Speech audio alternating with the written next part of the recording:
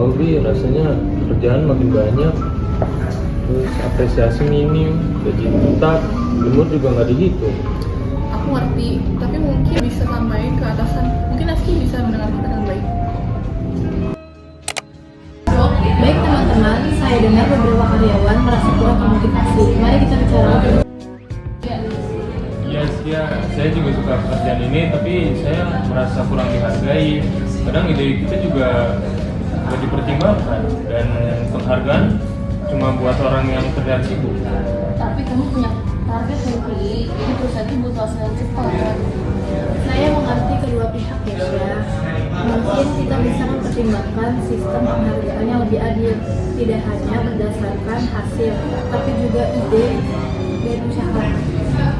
Ya mungkin juga bisa ada kegiatan kecil untuk peningkatan semangat, seperti pengalian bulanan atau latihan pengembangan diri. Itu bagus. Kalau misalkan ada karyawan masih dihargai, pastinya pasti akan lebih baik juga, guys. Tepat, motivasi tidak hanya soal uang, tapi juga pengakuan, kesempatan berkembang, dan lingkungan kerja yang mendukung.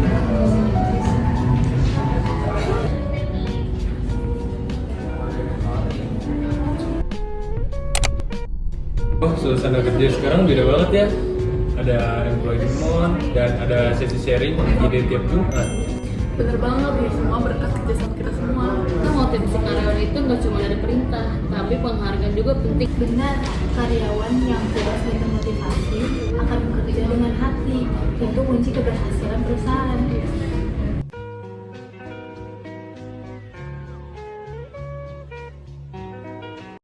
Motivasi karyawan bukan hanya datang dari gaji, tapi juga dari rasa dihargai, didukung, dan diberi ruang untuk berkembang. Kepuasan kerja tumbuh ketika komunikasi antara atasan dan bawahan terbuka. Dan pemimpin yang bijak adalah mereka yang mau mendengar serta menghargai setiap kontribusi timnya. Dan pada akhirnya, lingkungan kerja yang baik adalah yang membuat setiap orang merasa berarti.